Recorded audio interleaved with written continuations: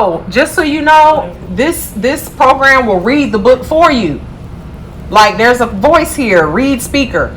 It will, you can set it here, which he's setting that up. You can set this to be able to read the book for you in a certain speed. You can change it to where it's a female voice with an Australian accent. Oh, I like that.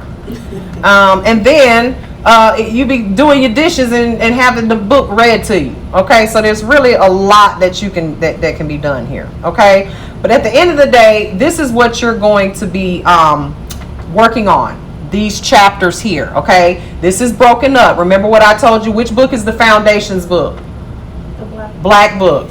The nails book is obviously the one with the big old hand with the nails on it. All right, so this is in a particular order. Am I going to teach it in a particular order? Nope. I'm not. Now you can go through and you can do each one of these whenever you want to, preferably as soon as possible, so you don't have to worry about working on your homework by the time you graduate. You got 23 chapters to work on. Okay, you can skip ahead. Okay, now how are you going to get to the homework?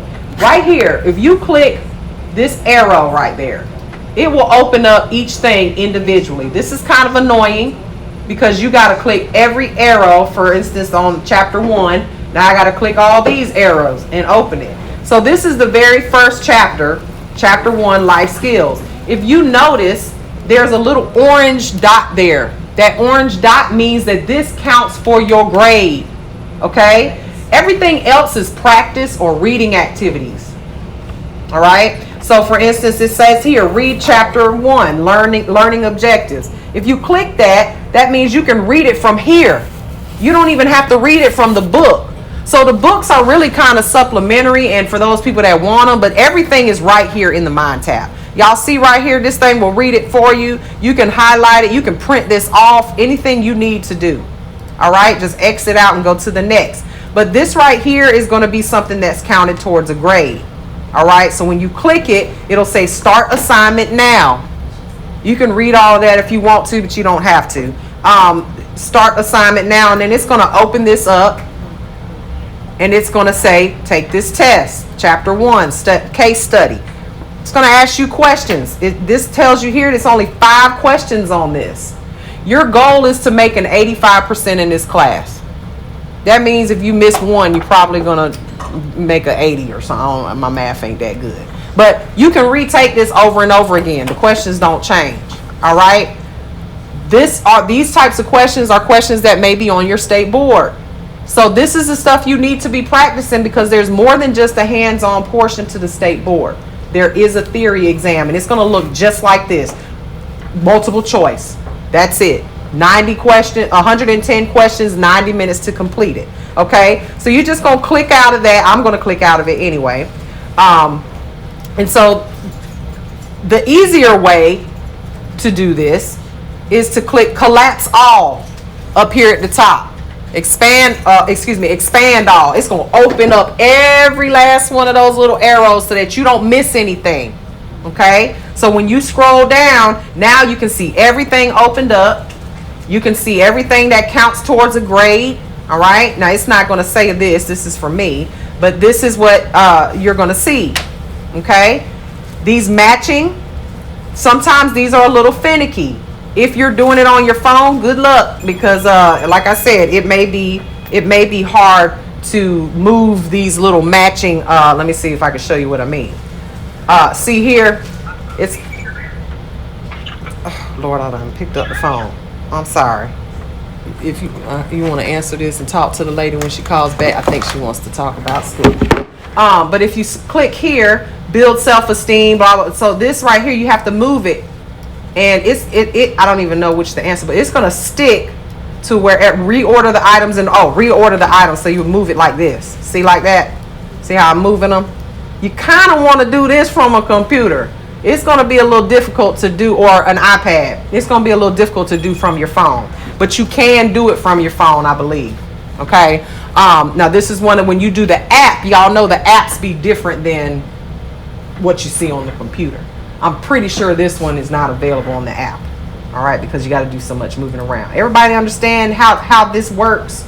Okay. So do yourself a favor and get this stuff done ahead of time. I have a student that she was going to college full time, working full time, and I'm talking business degree, working full time, and she got this whole thing done in a weekend, a Friday, Saturday, Sunday. So she didn't have to worry, but she didn't have time to sit around and work on this homework, that homework, trying to navigate through all that. So it can be done. All right, it's not that much work if you sit down and just get it done. All right, I'll be very, very happy if you complete this before it's due. All right, and it's gonna be due by the time you graduate. All right. Now, the chapter that we are going to do today. So I'm just going to collapse all this so that way I don't have to see that. We're jumping right into, because this is where we kind of end. Brandy's pretty much done with everything. I try to get everything done in a month. If you're in day class, I try to get this entire book done in a month so that the rest of everything that I teach you is all hands-on. It's all just doing the actual nails. We're going to jump right into it. We're not going to spend all our time in this book. Okay, I don't like to read like that. Okay, I do nails. All right, that's what I do. So that's what we're going to do. The first chapter that we are going to do is going to be, to me, one of the most very important chapters outside of sanitation is the nail structure disorder and diseases chapter. Okay, so you're going to click on chapter 4, and that's the homework that you have for this. Okay, for this chapter. Now, you guys are going to need your book today. I'm going to have some slides on the screen, and we're going to go through chapter 4. Chapter 4 is on page 97. You ladies, please, please, please, please, please, please, please write your name on your books. All these books look the same. Okay? And we've got plenty of permanent markers over here. I would put it on a couple of pages, not just or on the actual book. Not the pages that can be ripped out. Okay, we don't have this problem, people stealing and books getting mixed up, but I have had people leave their books after they graduated. I don't know whose books is whose. I don't know none of that. So make sure, and if y'all need a permanent marker or a marker to mark your book, okay, go ahead and do that. What you looking for, dear? It's the chapter that we're going to do is chapter 4 today. Okay. Now, this is just the homework. You guys do not have to follow along in the mind tab. I just wanted to show you guys how to maneuver this so when you get home, you'll know how it looks and how it works. Okay? Oh, you don't have your access code? Oh, it's not working? Did you copy and paste it, or it's still not working? I need help getting to that page. You need help getting to this page. Okay. Will you come up here? Let me see what you got. Maybe one of my seniors can show you how to get there. You should have on there, it should look like, let's see. Okay, so here you go. So you're here, enrollment required. This is the one, click here, access ends, enroll with course key. So your course key should be that. Did you copy and paste? Can you copy and paste that? Should be, I thought it said access code, but the course key, the course key is that long thing I sent you on your phone. So click that first. Did you click that first, the course key? So it should be in your messages. It's that long HTTPS, blah, blah, blah, blah, blah, big long, a bunch of numbers and letters and all that stuff. I'm going to click that first.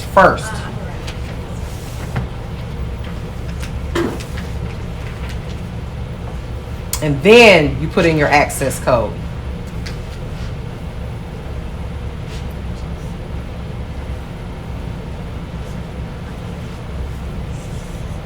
If we're having trouble with it, we can always go back and do this after we start the homework. It's just, I just want to start the classwork. It's not a big deal. There's one or two codes. There's one code, and the code is starts with PP. But the course key is that long HTTPS. It's like a actual web address, but it's real. Sent it to you in your text. in a text message. So if you got a MacBook, you should be able to pull up your iMessage and click that. Click that first, and then you're gonna put your little course key in there.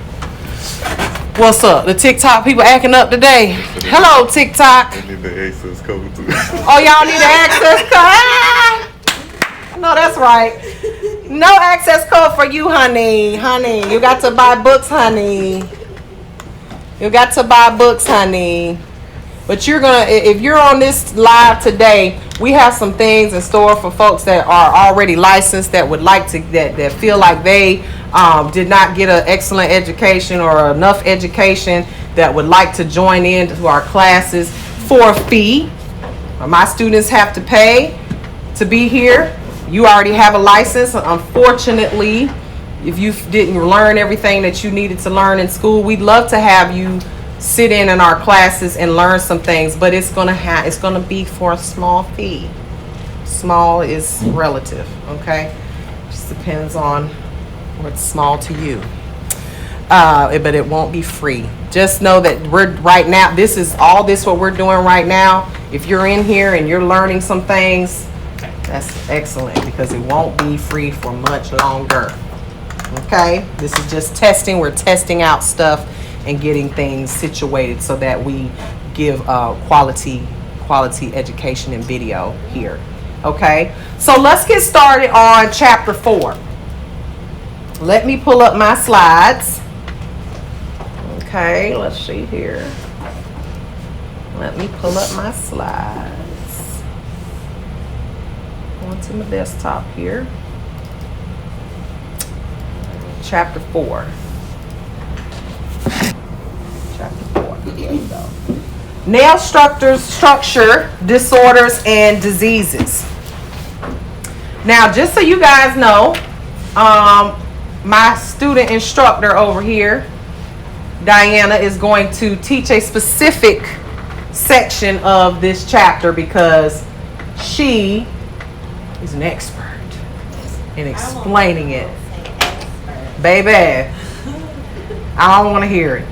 She knows her stuff, okay? So much so that she's willing to go toe to toe with some experts, and she's here for the smoke when it comes to the nail structure, okay? I want you guys, like I told you yesterday, chapter 4 in the nail book, this one here, baby, page 96. I want you ladies to forget everything you think you know about nails today. All right, where is my my wand, my Men in Black wand? All right, okay. What's up? I said that people on TikTok are gonna eat this. Oh, they're gonna eat me up today. Yes. Oh, yeah. Yes, they're gonna eat me up today. I already know. Okay. But this is thank you. Oh, we getting all, I'm gorgeous. Oh, thank you. Let me get into the screen so y'all can see me. I want my hair down today. Show my little curly curls. Ooh. Forget everything you think you know. Forget what the cuticle you thought the cuticle was. Forget what you thought the tip of the nail was called. Forget all of that. Forget it. Forget it. Because if you do not know, a lot of people do not know. Okay? And me as a professional and as a teacher, I need you guys to know the correct terms. When I talk to nail technicians, I can tell if they went to school, or if a lot of them licensed, I can tell if they got a good education just by the way they talk. Okay? We said a few things yesterday. We don't paint nails, and don't get your feelings hurt when I check you on it neither, because I want you to sound like you know what you're talking about. We don't paint nails. What do we do with nails? We polish nails. We paint houses and cars. You are not a construction worker, okay? You don't renovate houses, okay? We don't dye hair. We color hair. We dye Easter eggs, okay? So just this terminology is very important, not just because you want to be a professional and sound like one, but because when you go to state board, that's exactly the terms that they're going to use. They're not going to say paint. When you paint a nail, you paint on a canvas. You are, as an artist with paint, this is polish, lacquer, okay? So when I refer to polish, I'm not going to say paint. I'm going to say lacquer because that's what it's called, nail lacquer versus gel polish. Okay, you see what I'm saying? Different. So I want you guys to have professional education, and when you leave here, you know what you're talking about. All right, so why do you think you need to know the nail structure diseases and the disorders? Why do you think that's important? For the customers, really. So Yeah. you will know how to treat the nail, how to go forward. How about when not to treat the nail? That's true. Yep. How about All you when doing not is to? beg your feet. Oh, listen. I see it every day on TikTok, on Facebook, on Instagram, in general. Nail techs working on diseased fingers, okay? Diseased feet, nails with disorders and things of that nature. It is beyond your scope of practice. I want y'all to say that word with me. Scope of practice. Say it and remember it. Scope of practice. Your scope of practice. What is a scope of practice? Anybody have any idea what that means? Like your range of capability, ability. Yeah, what you're allowed to do. What you are legally allowed to do. And let me explain. We do a lot of illegal stuff. I mean, I run a red light here and there. You know, sometimes I don't know. What do I do that's illegal? Quite a few things, okay? From little things, little misdemeanor stuff. Why you snitching yourself on TikTok? Huh? Don't snitch on yourself on TikTok. I'm just saying, y'all don't tell on me now. Don't tell on me. I'm just saying. But we do, because people will say, well, my nail tech does that all the time. My nail tech cuts my cuticles all the time. I've never had a problem. Well, I ran a red light I done ran a stop sign. I done rolled through a yield before. And guess what? It does not matter until somebody smashes into the side of you. And when somebody sues you for $1 million because you gave them a paronychia, which is something we're going to learn about this week, it's going to feel like somebody hit you with a ton of bricks too. Okay? So I don't really care about what people do. I care about what you're allowed to do, and I'm going to teach you what you're allowed to do and what you're not allowed to do. Okay? So, for the people in the back, we don't care, right? We don't care. We do not care. Right? All right. So, as a professional, it's your responsibility to know what your scope of practice is, okay? And when you're working with nails, we see a lot of things that maybe they don't look they don't look right. That don't look right. Well, guess what? If it don't look right, refuse to do the service. At the end of the day, you don't know what it is. You don't mess with it. Okay? It's also not your job to diagnose. Does anybody know what the word diagnose means? To let them know what it is, like a doctor, Absolutely. Now, ladies, this is an interactive classroom. Y'all gonna have to speak up, or I'm gonna call on you. Jasmine she just answering all the questions over here. Y'all, there's no reason to be afraid. I know I'm loud, but I ain't gonna bite you. Not the first week of school. Give me a couple weeks, I'll bite you back, okay? But before that, I'm not gonna bite you. So it's okay. Speak up. If you haven't something you want to say it, okay? All right. So diagnosis. That is something that doctors do. You are not allowed to diagnose anything. Babe, will you move Deja's a lamp so she can see me? I done got a big old head. I know she can't see me over there. But just take it off. Just take it off the table for her. Just pull that out. Yep. If anybody else can't see me, you can pull your lamp out. So you are not allowed to diagnose anything, but you need to be able to recognize. So as a nail technician, you recognize and refer. Recognize and refer. Don't you go telling somebody you think they got cancer. Please don't do that. Don't even mention the word. But as a nail technician, you may see that someone has a melanoma. They may have a melanoma on their skin, in their nail. Y'all ever seen those black lines that run down someone's fingernail? Now, sometimes that can be an injury, a scar where the nail has, because the nail grows straight in a straight line. So if you bruised your nail matrix years ago, and it's been there for years, you'll know that as a nail tech because hopefully you looked at that hand and you asked her, hey, what's that? Oh, I've had that for years. Oh, I was born with that. But if you've been doing someone's nails for years and they show up one day with a black line down the middle of their nail, that could be indicative of something that's going on with them. I would never tell a patient, hey, a client, hey, that could be cancer. My heart would drop if I was a patient, right? Or a client. So you just say to them simply, hey, that's not normal. You probably need to get that looked at. And then say you save a client's life. Okay? So be careful about how you approach things. Be professional about it. But again, you're going to recognize because you're going to learn these things here today, and then you refer. All right? And then when that client comes back to you and they didn't go to the doctor, are we going to work on them? Nope. So what are we going to ask them for? A doctor's note. A doctor's note that says, A release. hey, this ain't what you think it is. She's free to get her nails done or her feet done, things of that nature. Why do we care so much? Not just because we care about our client, because I hope you care about the client a little bit, some of them, right? For your safety, for your well-being, and so you don't get sued, okay? How many of y'all pay insurance every month to drive your car? I hope everybody, look, Anaja like, I don't, my mama do. Yeah, my mama do. Your mama pay the insurance, but hopefully, and this is what really irritates me, that's why anytime I get a scratch, a dent, a glass crack, or whatever, I'm using it. Because I done spent, over my lifetime, probably $100,000 on insurance and never used it. Right? But when we need it, we hope we got it, right? So, don't risk your livelihood because other nail techs do it.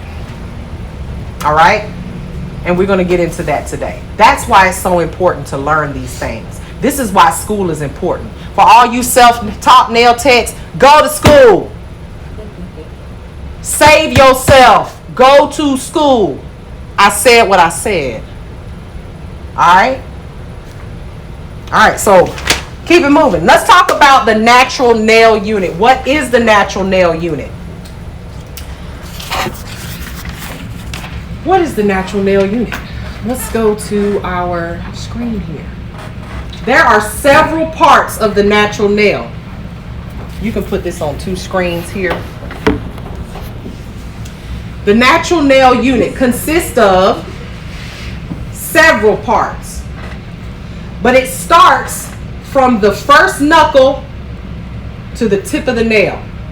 The very first knuckle to the tip of the nail. Not from this knuckle, the whole finger. We talking about the natural nail unit. From the first knuckle to the tip of the nail. So that's why my little picture there is just that little tip of the finger. All right? Now, the technical term for the nail is called the onyx. O-N-Y-X. So when you hear terms that are related to the nail, most of them, almost all of them, I would say 95% of them start with O-N-Y. So learning these terms is not easy unless you went to this school, because I'm going to teach you how to remember these terms. We're going to do a fun little activity on how to identify the names of these terms. Now, let me be honest with you. When you graduate and you start doing nails, you probably ain't going to say things like, you got onychophagy. Diana, do you remember what onychophagy is? When you bite your nails, nail biters. Nail biters. Who calling it onychophagy? Nobody. Right? But when you go to state board, guess what they gonna call it? Onychophagy. So you better know, because if you don't, you're gonna fail that theory. Okay? And again, I teach this, so this stuff is in my brain, just stuck in there. I can't get it out. Is it so important that you remember this after you graduate in 15 years? No, you're not. You're going to say exactly that. Well, ma'am, you have bitten nails, so it's going to cost you a little extra for me to do your nails today because I have to do X, Y, Z, blah, blah, blah. But you know, if you was petty like me, you'd have that whole word on your, oh, you have onychophagy nails. Okay, well, just teach the masses. Each one teach one. That's what I say, right? So the onyx is the nail plate. It's composed of keratin. What else is made of keratin? Hair. How do we know this? How do we know this? Tell me. Tell me. I'm just saying, I mean. What do we get done to our hair sometimes? Perms, keratin. Keratin treatments, right? Keratin treatments. And what do keratin treatments do to our hair? Strengthen them, make it more shiny, right? Keratin treatments are so your hair and your nails are basically made of the same thing. Okay? Now, the keratin on your natural nails is more durable than the keratin that's in your hair and skin. Now, we also have keratin in our skin. So, this is why I kind of feel like nail techs should be estheticians and nail that. Florida got one thing right. They have what's called a dual license.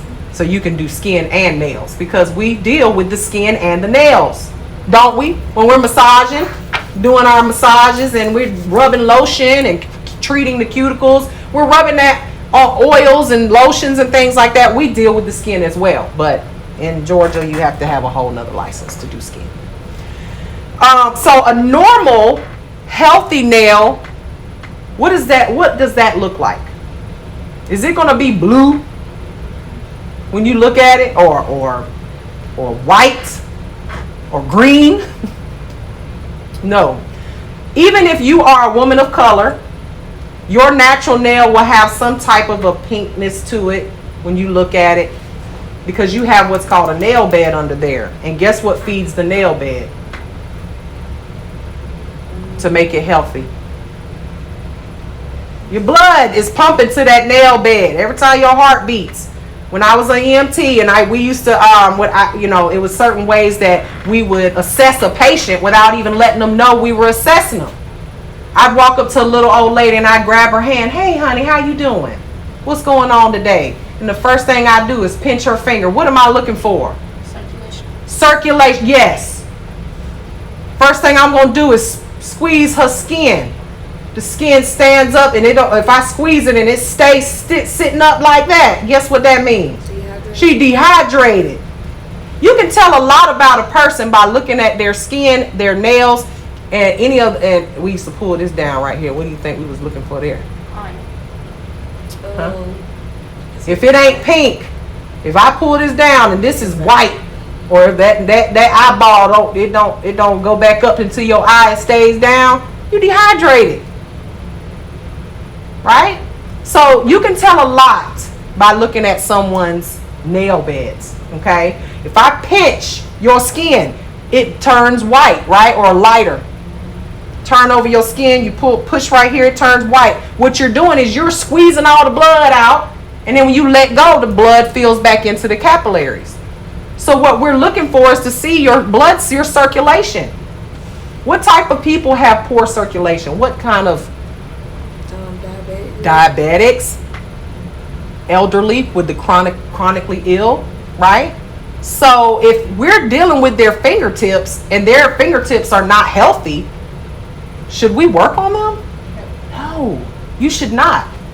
And I a little story real quick. I have a graduate that went to go work at an unnamed nail salon, and it's a little bougie there, a lot of rich people, and she had a little 90-year-old lady come in, like literally balled up in a wheelchair. Her daughter, who probably went to visit her for the first time at the nursing home, and those CME people, Christmas, Mother's Day and Easter people, pick up their parents from the nursing home, I'm gonna take mother out to get a pedicure.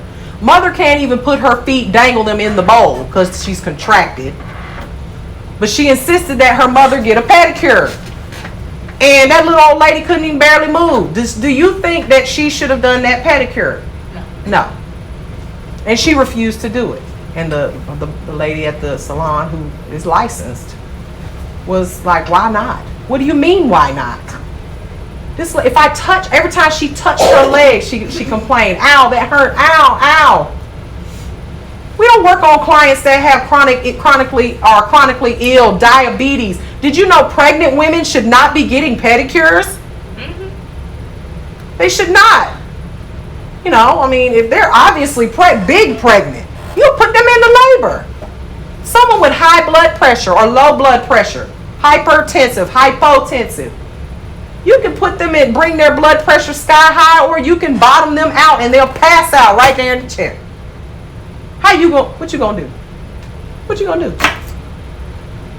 Call 911. That's all you gonna do. I don't want the ambulance coming to my salon. Okay? So there are certain things that you just cannot do as a nail tech. I don't care what the internet tells you. All right? So keep that in mind as we go through this chapter. Now let's talk about the actual nail unit and how it's labeled. All right? So I'm going to take this drawing off the screen here because when we get to this part, I'm going to be zooming this in and making it so that you can see really, really close what I'm talking about. But here we have this page 99, y'all. Page 99. You need to take a picture of it. This right here, put it on your screensaver on your phone, because it's very important that you know the parts of this nail. When I tell you that I daily I see people doing things that are incorrect, out of their scope of practice, and downright illegal to do in the nail salon. One of them is cutting the cuticle. You don't cut anything. If I cut my hair shorter, is there still not hair up here that is attached, right? If I cut my dead ends, it's still attached to my hair, right?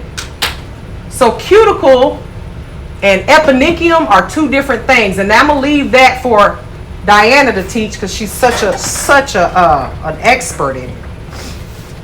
But this right here, this diagram is very important for you guys to know. Okay, so just memorize it. Now I'm gonna tell you about me as a teacher. I'm Petty Betty. Just call me Petty Boots. You memorize this all you want to. I'm gonna shuffle all these lines around. I'm gonna have one going clean across the nail so that you can be like, what is this? It was over here. Don't memorize where it's at on here. Memorize those parts, okay? Because there will be a test, an exam on this that's not in your mind tab, okay? A whole separate exam on just this picture, okay? So the very first thing we want to talk about, the nail folds. Where are the nail folds? What, just without looking up there, where do you think the nail folds are when you hear that word? Where the skin folds over and meets the nail. Okay? So the nail folds are technically that U shape of skin around your nail. It is otherwise known as the sidewall when we're talking about the two sides right here. If you look at the nail from the straight on position, there's a U shape right here, isn't it? U shape. And then it grows out, like this grows out. So all this skin that is around the nail is the nail folds, all of it.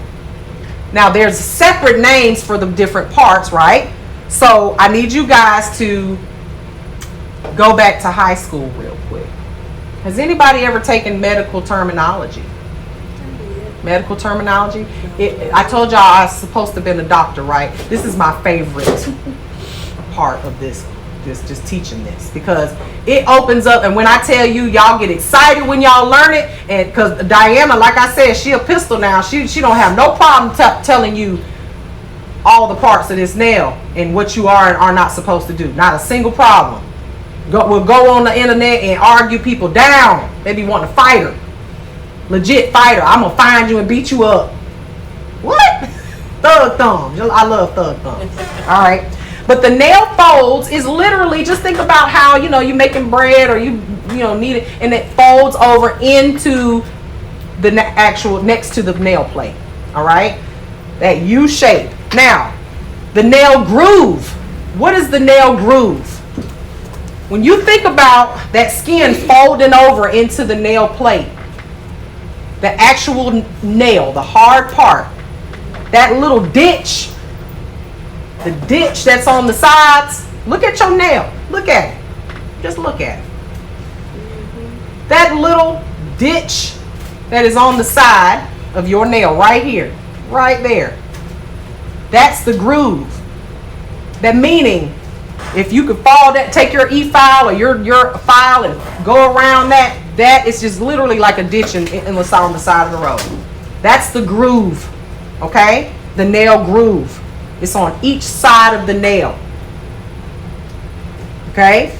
Now, the lateral nail fold. What does the word lateral mean? You know what how I remember? You got an L on the side, on the front, the beginning of the word, and an L on the other end of the word. Straight up and down, the side walls, otherwise known as what we call the sidewall of the nail. Okay? So this right here that's growing out, this nail, this long ass nail right here, that is the sidewall. And that attaches to the skin is right there next to the skin. So that's the lateral nail fold. Okay? Remember those two L's? One at the beginning, one at the end of the word. Okay? That'll help you remember that. When you go to state board, they ain't gonna say the sidewalls. They're gonna say the lateral nail fold. Where is it? What is it? You need to identify it. Okay? Everybody understand that? Okay. Now, the proximal nail fold. Now let's talk about some medical terms here. What does proximal mean? Let me give you a little hint here. You got two words that go together, proximal and distal. When you hear the word distal, what word do you hear? What part of that word do you hear in distal? Distant. Distance. So distal means far away. Proximal, if I say you're proximal to me, means you're close to me. Okay? So the proximal nail fold is the fold of the nail that is closest to me. So which part of what part of the nail folds, because I just said there's different parts they're all nail folds, but we got the lateral nail folds, and then we got the proximal nail fold. That U shape right there at the cuticle area. Okay? That's the proximal nail fold because it is closest to me. Okay? Everybody understand that? All right. So the proximal nail fold is that entire flap of skin that covers the matrix. What the matrix is, we're going to talk about in a second. It covers the matrix. The matrix, if you look at that picture up there, the matrix, you see it on the bottom, that is the very, very, very, very, very beginning of where the nail starts to grow. Okay?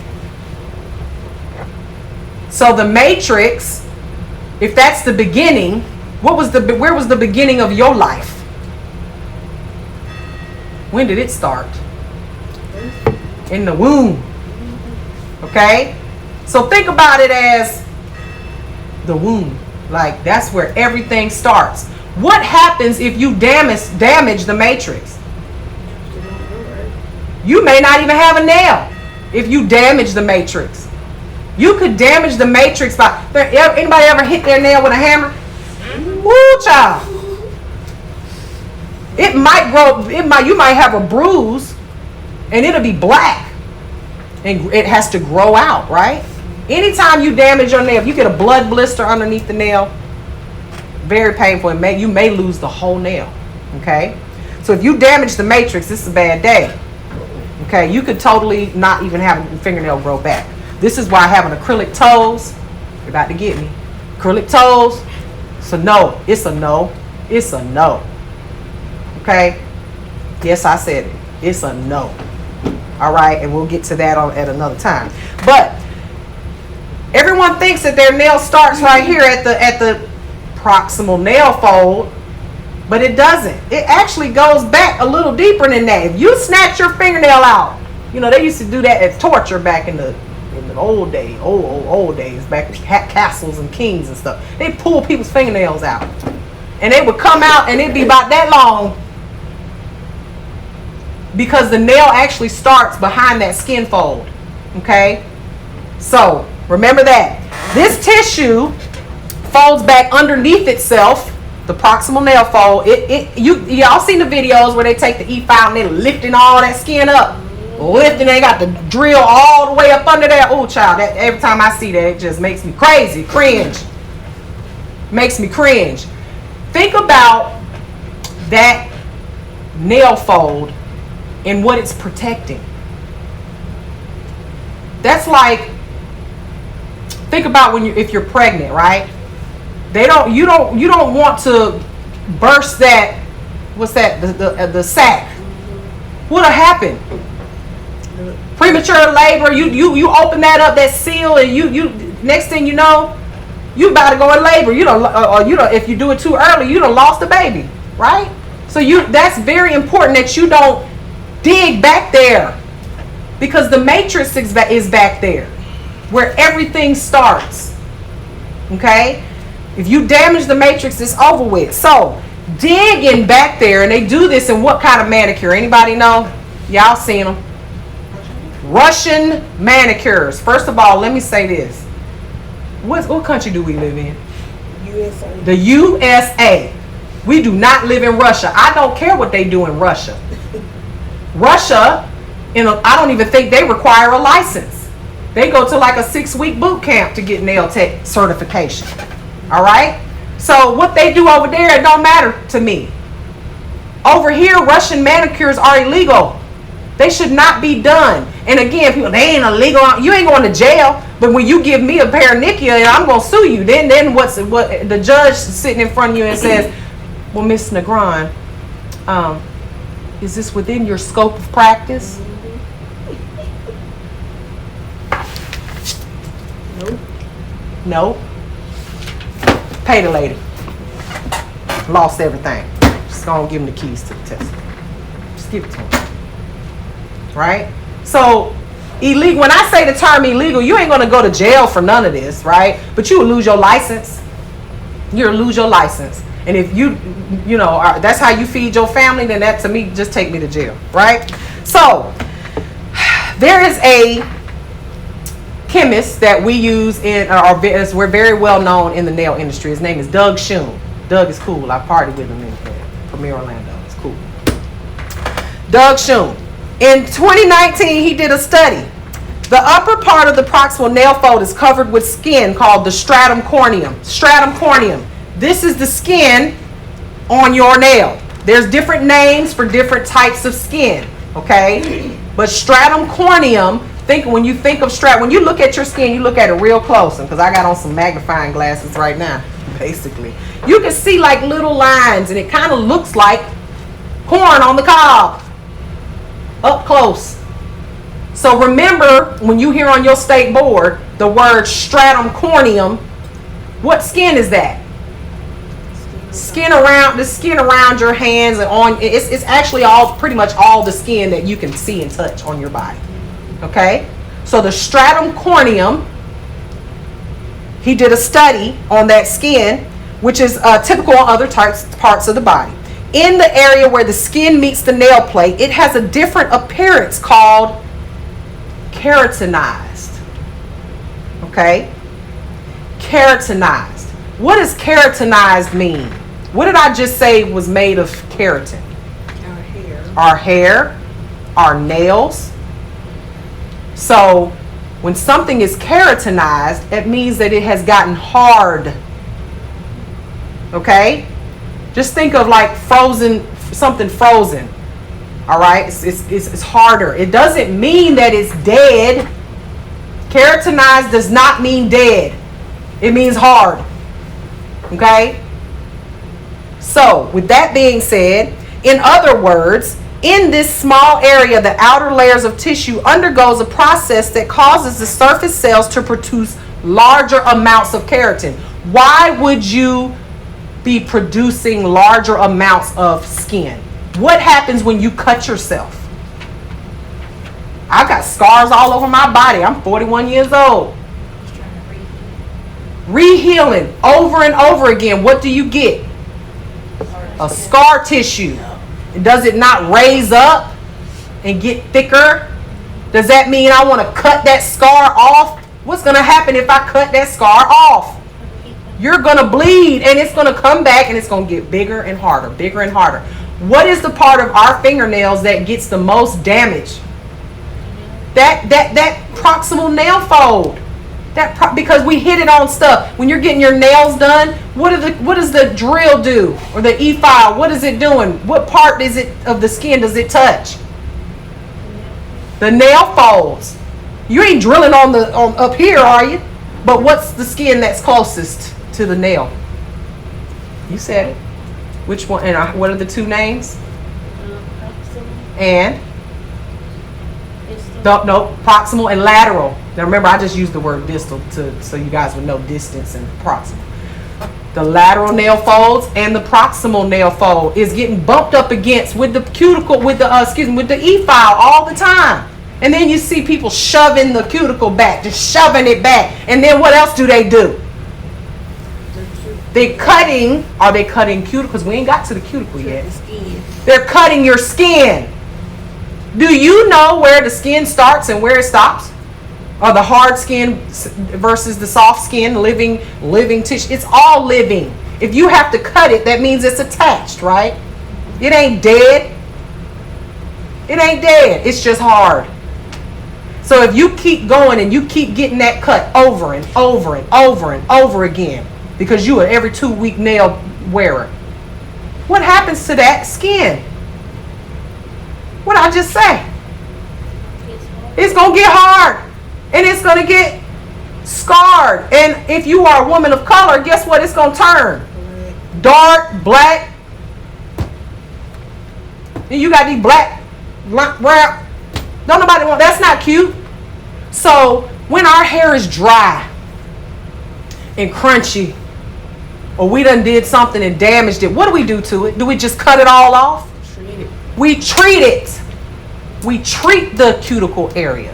We treat keratinized skin tissue. We don't cut it. We treat it. Okay? Does that make sense? How many times have y'all seen people just cutting skin? And they love to do it. They'll cut it, and then they're like, it's flapping in the air. Bloop, bloop, bloop. Look at what I did. Look at what you did. You are the problem. You are the problem. There are no products out here that hurts clients. Nail techs, improperly trained nail techs are the reason why your feet are hard. They're the reason why you got black lines around your cuticle area. It's the reason why you lost a fingernail. You know, the e-file's fault. E-file didn't jump out of the doggone drawer and start drilling on you. Right? And see, when you make these things plain, and people they understand, it makes sense. I can tell you right now, I ain't even looking at this TikTok right now, and I know people are. I know they are. They're going, oh my God. Got 150 shades. Oh my God. Oh my God. And guess where it's at? I didn't make this up. I didn't make this up. I need to. I'll maybe one day I'll have my picture in the front. But I didn't make this up. Doctors, professionals that are in this industry that have been doing this longer than me, okay? Doug Schoon is a chemist. Man, okay? He knows what he's talking about. So, this keratinized process hardens the PNF tissue and gives it a slightly different appearance. This hardening creates a protective outer barrier that resists attack from infectious organisms and potential harmful chemicals. What did I just say? If your body is reacting by making the tissue hard so that it creates a seal on the nail to protect the matrix. Why would you cut it off? What's going to happen? Nothing to protect the matrix. And then when you cut something, we had an argument the other day. It was like, it's not living because it didn't bleed. Well, just if I shoot you and you don't bleed, does that mean I didn't shoot you? You still shot. You still got a hole in you. Now, I don't know who's going to get shot and not bleed, but I'm just saying, I still did something illegal. I still did something that is against the law that's going to put me in jail, right? I'm glad you didn't bleed, but guess what you did do? You just exposed your client to all kinds of infections, diseases. Think about what we do with our hands. I know what I do with this one.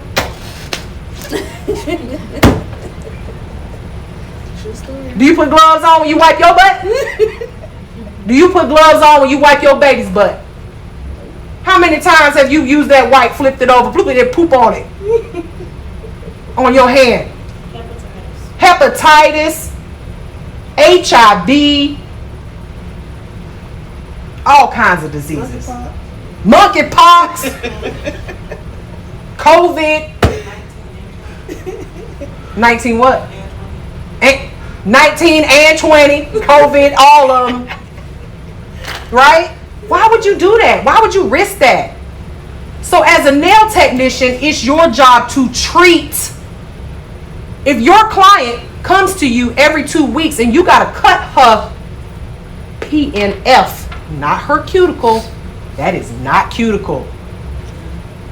I'm never like that. Every time I see it, I cringe. I'm just waiting on the client to go, whoa.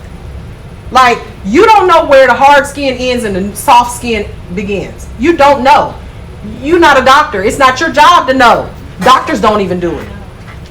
As a matter of fact, one of my students who is an ANT, advanced nail technician, she got hired to work with a local doctor, Dr. Fine. She's a podiatrist. In order for her to get that job, she had to do a pedicure on Dr. Fine. Can you imagine how nervous she was? Dr. Fine's sweet. When she got ready to push the cuticle, she said, nope, don't do that part. I don't know why you nail techs do it.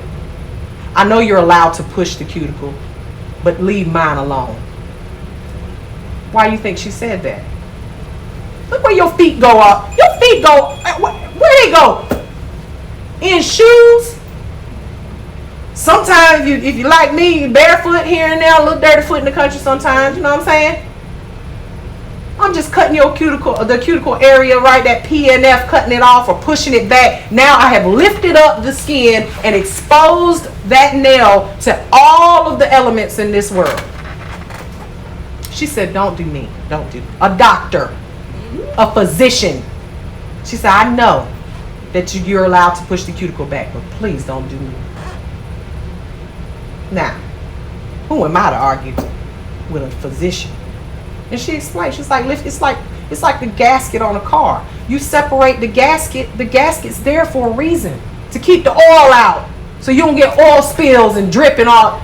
So you break the seal on the gasket, next thing you know, you wondering why your car putting down the road, why your car you about to blow an engine.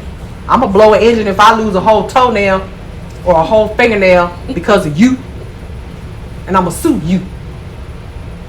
So that's where insurance comes in. Okay, you gotta have that. Make sure you have that. That's another class. All right, does everybody understand that? So, do not cut anything. What can we cut?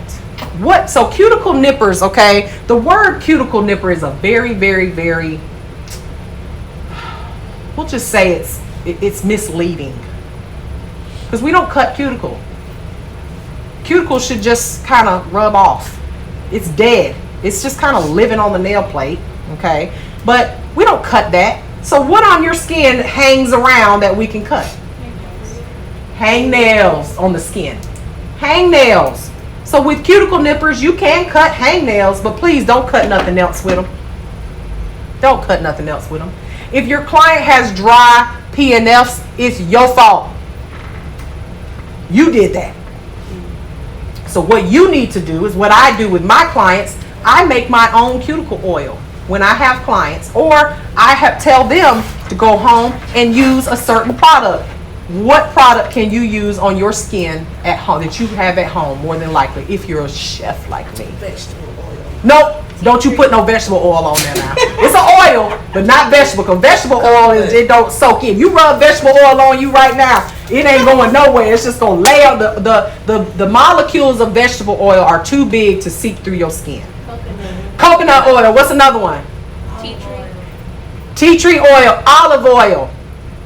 So whenever I have been wearing nails and doing my nails for 30 years.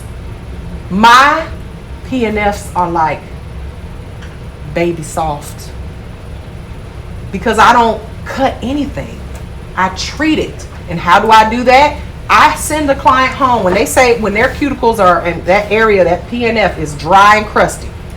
We push it back and we make sure it is not on the nail plate, but I'm not cutting nothing. What I'm going to tell you to do, we're not going to take a picture that day. But I'm going to tell you to go home and get you a little jar and put cuticle oil in, some olive oil or coconut oil. And before you go to bed at night, slather it on your skin. Same thing on your feet. Put it on the toes, and on the PNF, on the lateral nail folds, the proximal nail folds. Go to bed. Do that every night. But you come back to me, baby, them things will be soft like baby skin. Do that every day. People who lotion their hands a lot, they don't have those problems. They don't have problems with their PNF being dry and crusty and needing to be cut. Okay? But those clients that have that problem, I guarantee you, they don't wear lotion on their hands. They don't lotion their hands up all the time. I got clients that keep lotion in their purse. Every time you see them, they're rubbing it. You know, those people they have moist, supple PNFs. So if just because I got my foot hurts, my doctor ain't gonna say, oh, let's cut it off. Just cut it off. No, that's not how it works. Everybody understand that? The PNF. Very important. I know TikTok is going crazy. Now, the next thing we're going to talk about is the nail plate. What is the nail plate? The actual nail that you see, that whole piece right there. That's the nail plate. What is it made of? Hardened, keratinized tissue, right? Or excuse me, it's keratinized nail plate that sits on top of what's called the nail bed. So think of it when you think about the nail plate versus the nail bed. You got sheets on top of your bed, right? A comforter on top of your bed, right? Okay, so when you think about the nail bed, it's in between, sandwiched in between your what's that called underneath there? That box spring, right? Mm-hmm. So you got the box spring, then you got the mattress, then you got your sheets. Unless you're nasty, you ain't putting no sheets on your bed. All right. The nail plate is the sheets. The nail bed, that's the mattress. Okay. So the nail plate is the most visible and functional part of the nail. What do we use our fingernails for? Why do we need them? I mean, some people don't need them. I mean, you don't really need them, but what do you use them for? I use mine to pick my nose, scratch my butt, right? Peel up stuff that's stuck on the table. What if you didn't have nail plates? It would feel real funny. Anybody ever lost a whole fingernail? It feels real funny. Real funny. Okay? You can't do nothing with that finger. Like, it's like a nub. And bitten nails, they're very, very similar to that. They feel real, I'm sure, when your nails are real short. Anybody had any bit or had a problem with biting their nails before? Like real low down to the like matrix? Biting your nail all the way up here, chewing skin off around your nails. Think about what I just told you about PNF, cutting it. Think about the people, you can cut things with these teeth too, right? What do those people's nails look like? Lord have mercy. Just skin overgrown. It's just growing and growing because your body reacts by creating a protective barrier, which is a scar, a scab, overgrowth of tissue. Okay? So does that make sense to you now? To me, it just makes perfect sense. Teeth, nippers, scissors, whatever, it's all the same. All right. So the nail plate is formed in the matrix. So if you lose your whole fingernail, anybody ever seen a finger? Somebody it starts to grow back. What it looks like? It looks like just a little nub. It's just starting to creep up, creep up, creep up. Anybody know how long it takes for a fingernail to grow back 100%, from none to fully grown? I say 3 to 6 months. 3 to 6 months. Okay. 4 to 6 months for a fingernail. What about toenail?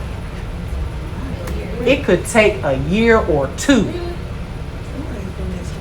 They grow a lot slower. Toenails grow a lot slower. So these, when you wearing these acrylic toes, and if y'all follow me on TikTok, you done seen the video. It went viral of my client who went and got her some acrylic toes. They were about this thick. She kicked a wall or something. That toenail is gone. So she gonna be in the same boat next summer, getting a prosthetic put on her toenail. So it's formed in the matrix. Its sole job is to create nail plate cells. So your nail plate is made of a whole lot of layers. Anybody know how many layers? About 50 or less. If you go to a nail tech that doesn't know how to file or e-file, you probably got less. Anybody ever felt like their nails were thin once they've gone to the nail salon? Why is that? After what I just told you, they're filing through your layers of nail. Eventually, you ain't got no layers left. And what are you going to be down to? The nail bed. And the nail bed is full of blood cells and nerves and all of that stuff. So you will be very sensitive. Y'all ever had that e-file running over there?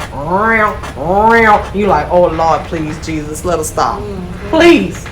Praying. You ever seen those lines in your nail as it grows out? You can see every fill-in line, every single fill-in line you done had. What do we call those? Anybody know? Rings of fire. Rings of fire. Why we call them rings of fire? First of all, they usually be red and it gets hot. That e-file will burn you up. Rings of fire. That will tell you that's a red flag right there. If you got rings of fire on your nails, your nail tech she ain't got the training she need to be using an e-file. Okay, I see this all the time. These nail techs, hand filing only. Use a fool. You better learn how to use an e-file. Let me tell you what hand filing only will get you in 20 years. This right here, spasms every night, like me. Okay, I didn't start using an e-file. I didn't use an e-file in the beginning of my career. We didn't use e-files like that. The only the person who was my mentor, she had an e-file. She had been doing nails for 20 years when I first started. Okay, so that tell you. They didn't have e-files like we have today. They didn't have these. They definitely didn't have portable ones. They barely had the tabletop ones. What they used were dental drills. The same ones with the long arm. She had one, and that thing was expensive. I mean, back then in 1995, she paid $2,000 for that thing. It was a dental drill. I'll never forget it. That thing was so cool looking. It had an arm. It looked like the Terminator. Just moving it. It was so cool. But that's a lot of our tools we got from dentists. Okay, a lot of them. But hand filing was all I did. I didn't know how. That's why my shaping skills are on point, because that's all. I didn't have anything else to work with. Then the e-file came out and it saved my life. It'll save your life too. You start removing nails and cutting them down, and you gotta do like this, trying to cut them down. That was a lot of work. But nail techs should be trained on how to use an e-file. You don't just pick this thing up one day and start working on somebody. No. When we did our e-file training, what did we file on there, ladies back there? Brandon? Eggs. Raw ones. And what does that eggshell represent? The nail plate. Okay? Because you and Brandy is now the Guinness Mary Negron Guinness Book World Record holder of coloring that egg and filing that marker off 5 times before her egg broke. It didn't even break. It didn't break. It didn't break. She just stopped. And because you, as a trained nail technician, should be able to polish that nail, that egg, and file off just the polish over and over again without cutting that egg open. Because if you do break the egg, that means that you're removing what? Too many layers. Too many layers. So the key is not to ever let it break. You should get so good with that e-file that when I did that pedicure yesterday, I don't know if any of y'all watched it on TikTok, but when I did that pedicure yesterday, it took me a long time to remove gel polish. I don't believe in gel polish on the toes. It's unnecessary because I can put regular polish on your feet and make it last for a month or 2. Okay, if you apply polish properly. Gel polish, the only great thing about it is you walk out with your toes dry. You ain't got to worry about messing them up. But if you put your client in a nice set of flip-flops and put some toe separators on, they can walk around the mall for hours and not mess up their feet. Because removing polish on toenails is very, very, very, you need to be trained.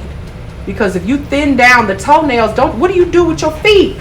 You walk on them all day long. Have you ever had a toenail too thin, and walked on it? It is not, it's painful. Not to mention, we're talking about using an e-file on somebody's foot. What if you put a little cut on their foot? Ooh, child, that hurts. You ever broke a toenail down to the white meat, aka the what? The nail bed. The nail bed. Past the hyponychium. Past that. You can't barely walk. I don't want my toenails thinned down so much that I can barely walk. It's painful. Okay? So, the nail plate. 50 layers or less of nail cells. As it grows, the nail plate slowly slides across the nail bed. Starts at the matrix and it just grows up in a straight line. It does not grow this way. Does not grow sideways. It grows straight out. Lateral. Okay? Now, the free edge. I don't want to hear y'all call it the tip no more. Just the tip. We ain't cutting just the tip. What are we cutting? The free edge. Why are we calling it the free edge? Well, what happens when we are free? When you've been in jail and then you're free.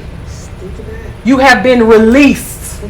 Right? So the nail plate was stuck down to the nail bed, right? And what happened when it started to grow out? It's free. Y'all seen the movie Amistad? See, I ain't even gonna go there because y'all ain't looking at me. There's a part on Amistad was that movie about the slaves, had Digimon Hunso on there. That's my favorite little act. He said, give us free. Give us free. Free the nail plate from the nail plate from the nail bed. It's free. It's the free edge. Okay? So I don't want to hear tip no more. You are now a nail student. And you're going to say free edge. Correct? All right. That's very important that you know what that's called. When we start sculpting nails, you put that form underneath what? The free edge, not the tip. The tip of the nail, the tip of the nail unit is this skin right here. The tip, if you want to call it that. But the tip of the nail plate is the free edge. All right. Now, the nail plate is very porous. What does porous mean? Absorbent. Yes. It's absorbent. When you get in the shower, or if you, let's just say, get in the tub, and you've been sitting there soaking for an hour, what happens to your nails? If you've got any free edge on there? It'll bend. Because it's doing what? Absorbing that water, right? So your nail plate is very, very porous to water, meaning that it can absorb water, moisture, oils, okay? So the water content of your nail is directly related to your environment. So people who live in hot, humid environments, they usually don't have problems with dry nail beds or brittle nails. What's a hot environment? Where? How about right here? right here in Georgia. Hot Georgia, okay? It's hot here. Africa, oh my God. When I tell you, I've never seen an African with bad skin. Never. Not in Nigeria, never. Like pimples and never. Why? So hot. You're sweating all the time. Pushing out all that poison, all that dirt, all that just the prettiest, most supple, just beautiful skin. The people who live in like, Colorado or Washington State or Alaska, who just dry, usually have to moisturize a lot. Their skin, their nails can sometimes be brittle, okay? And, break easily. When you have healthy nails that are nice and moist, they have a little bit of give to them, okay? And your environment and how healthy you are. What's another thing that we do, eat or drink as humans that will hydrate you? Water. So again, when you have clients that are having issues with their nails, ask them questions. Do you drink water? Why my nails just break all the time? Well, how much soda you drink all day versus water? Again, you can tell how healthy someone is by looking at their nails, looking at their skin. Okay? So if you made some, girl, you need to drink more water, girl. Drink you some more water. Your nails will be a little bit more healthy. For all I do is drink Starbucks all day. Those nails might have an issue, right? Same as their skin. So, a healthy nail may look dry and hard, but it does have water in it. Okay, and usually between 15 and 25% of the nail is made of water. Our bodies are made of like 90% water, aren't they? So your nails, that is actually not living once it starts to grow out, it's not living anymore. We can drill on it and e-file on it and there's no pain because the nail plate is not living. The nail plate. Okay, just like we can cut our hair. We cut our hair and we bleed. We don't bleed, do we? Right, it's not living anymore. Or it's not living, the cells are not living. Now, the water content directly affects how flexible your nails are. So if you've got clients that have dry nails that break, their nails are brittle because they have very little water content in their nails. And then they'll become rigid. Rigid means what? Hard. Something's rigid is hard, all right? Not ridged, but rigid, all right? So using an oil-based nail conditioner or any type of oils will help make those nails a little bit softer, okay? Now, nail polish and certain nail polish and stuff can reduce water loss and excessive absorption and improve flexibility. There are medical grade, or like they call them, like there's a brand out there called Nail Tech, T-E-K. Hardeners, nail hardeners. You've seen like Sally's Hard as Nails, things like that. Those are treatments for the natural nail. All right. I'm not that very fond of the natural nail. I'm a nail tech. I like doing nails. I like applying extensions. Okay. So, but we need to be concerned about what the natural nail looks like and what it actually is going on with them. Okay. In order for our clients to have healthy nails. Now, the matrix. Excuse me.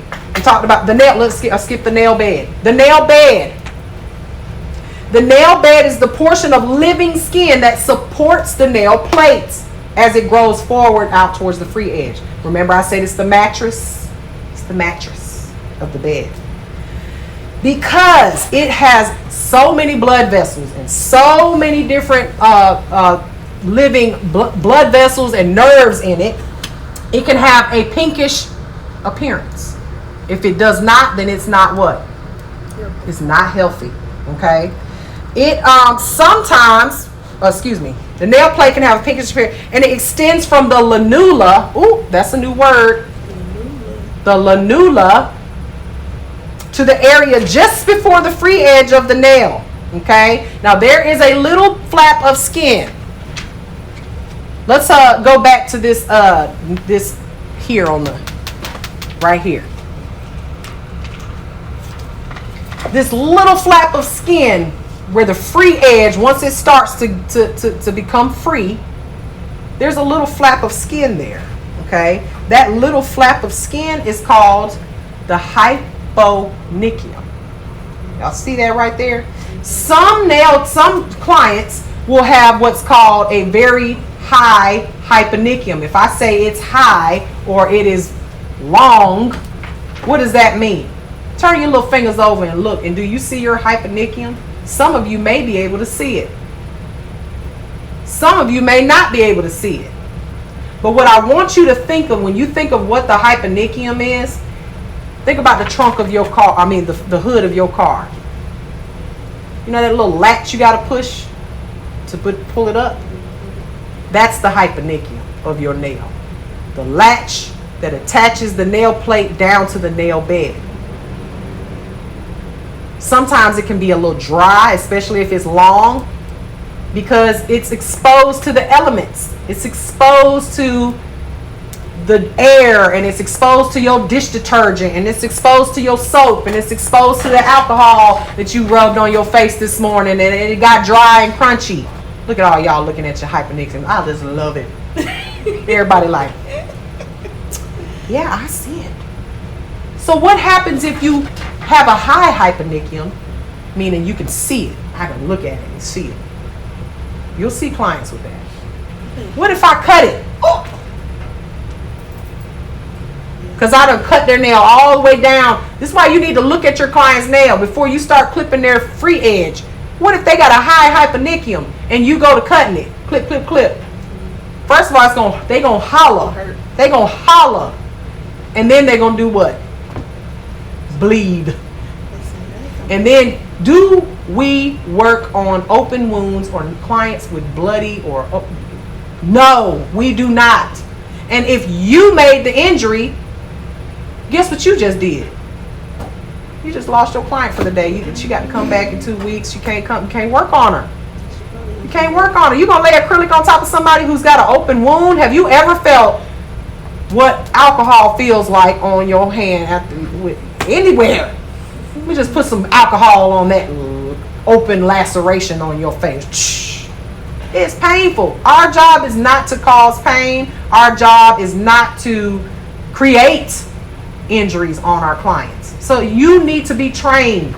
So when you do an assessment on a client, you need to look at their hands before you start going and clipping their free edge, because you can cut them and expose their hyponychium to all types of issues. All right. So the lanula, before we move too far, look at your nails, because all y'all looking at them right now.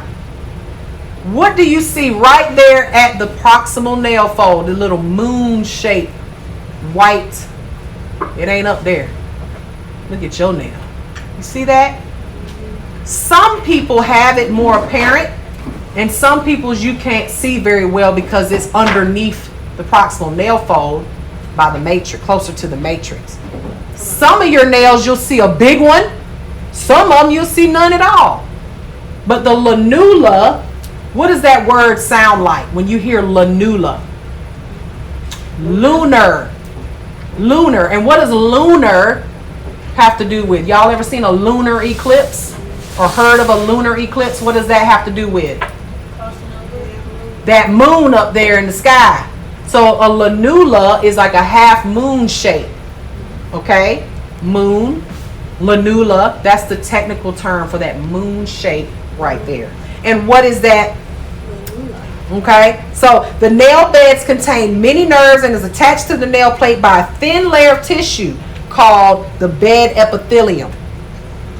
The bed epithelium, if you look up there, because it's not on here, the bed epithelium is a tiny layer of cells that comes up across, that attaches that nail plate to the nail bed. Okay, now the bed epithelium helps guide the nail plate along the bed as it grows. So consider it like, think of an escalator that's helping you get up to the top. Okay, it's just a layer. It's kind of like a little. We'll just consider it like a little slippery river right there in between the nail plate and the nail bed. That's just helping that nail bed grow without causing pain or stopping or jerking or whatever. Just like an escalator. making that nail grow out easily. And it is a one layer, literally one layer of cells. That is very thin, okay? As a professional, you need to understand how the nail grows and the difference in what to use and the proper names of these parts of the nail unit. For example, nail polish is applied to the nail plate, not the nail bed. Because why? Where's the nail plate? Is it on top or underneath the nail? It's on top. Okay? So, like I said, I know a professional when I hear one. I know somebody that went to school, and a lot of times they went to school and they still don't know. That's sad, right? It would be horrible if I just let you come in here and watch YouTube videos all day, right? This is what I'm hearing about all day long. People are like, I wish I went to your school. Because they don't know this stuff. That's sad. All right. One more part before I turn this over to Diana. All right. The matrix. We talked about the matrix. The matrix is the area where the nail plate cells are formed. Like I said, it's like the womb. Okay. And it extends from under the nail fold at the base of the nail plate, and it is composed of cells, matrix cells, that are produced by, that produce other cells that become the nail plate. So everything starts in the matrix, like I said earlier. It contains nerves, lymphs, blood vessels that all nourish those cells. So if you damage it, no nail for you. Okay? As long as it's kept nourished, you're going to have a healthy nail plate. And you'll continue to grow nails if you break them or cut or injure your nail. Let's just say you injure it down in the middle of the nail plate. As long as you didn't injure that matrix, your nail will grow back. Okay? So the visible part of the matrix extends underneath the living skin, and that's called the lanula. So the lanula, it's coming from the matrix, and that's where it starts in the matrix and extends out. It's whitish, half moon shaped, and the reason why you can see it so well is it's actually light reflecting on it.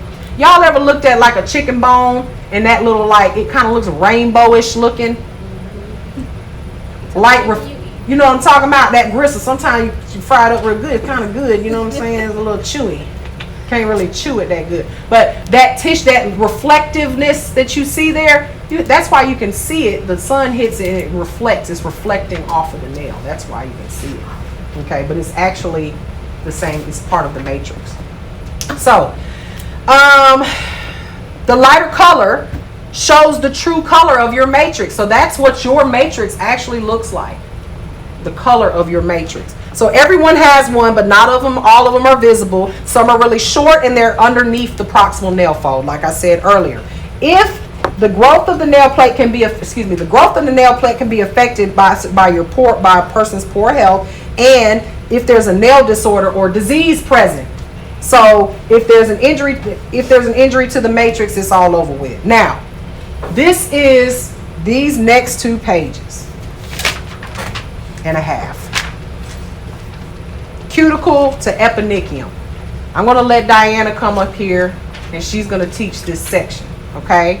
Now I might interject and say a couple of things just to add some things to this, but she's going to go through this and explain to you the difference between the cuticle and the eponychium. They are not the same. Okay. The cuticle is totally different than the eponychium. So I'm going to turn this over to her.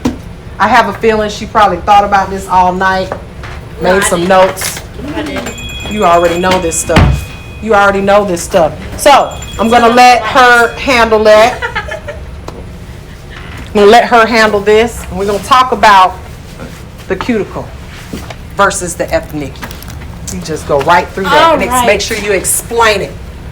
So we about to talk about the eponychium.